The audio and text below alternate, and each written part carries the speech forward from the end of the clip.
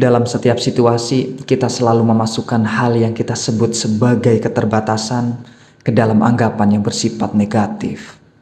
Jadi, apakah keterbatasan memang sebuah hal yang negatif? Dengan saya Indra Septiana, selamat datang di Denyut Semesta.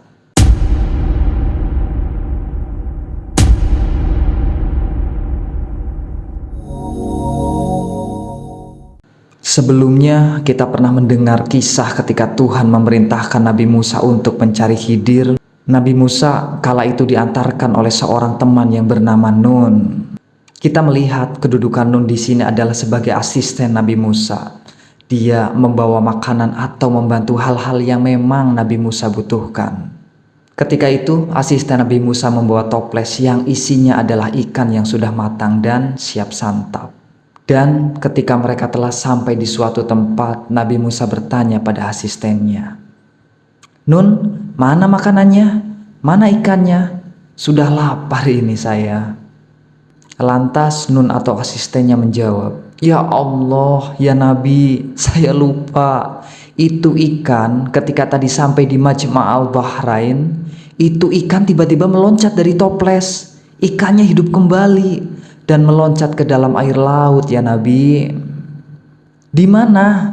"Tadi di Majma' al-Bahrain." Dan sampai kita pada pertanyaan, apa itu Majma' al-Bahrain? Majma' maknanya perjumpaan, pertemuan, atau benturan. Sedangkan Bahr itu lautan.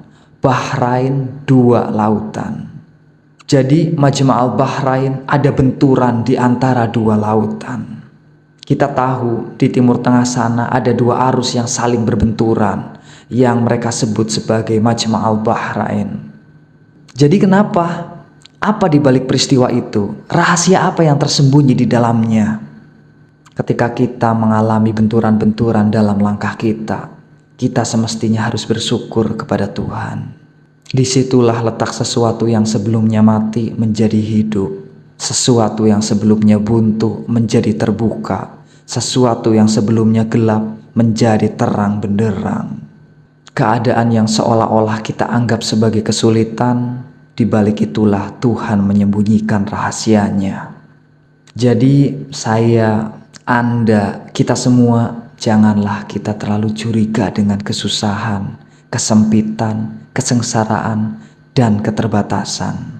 Kita seolah lupa ketika Tuhan memberikan rizkinya biasanya memang melalui cara yang bermacam-macam.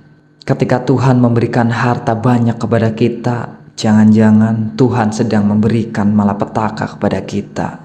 Pun sebaliknya, ketika Tuhan memberikan sesuatu yang kita sebut sebagai hal yang negatif dalam ilmu ekonomi modern, jangan-jangan Tuhan sedang memberikan barokahnya kepada kita. Jadi Majma' al-Bahrain ini terjadi dalam sejarah, dalam kehidupan kita, dalam keluarga kita, juga dalam proses bernegara. Mari kita cari, mari kita telaah, mari kita renungi hal-hal yang sebelumnya kita anggap sebagai benturan, kita anggap sebagai kesempitan, dan kita anggap sebagai keterbatasan.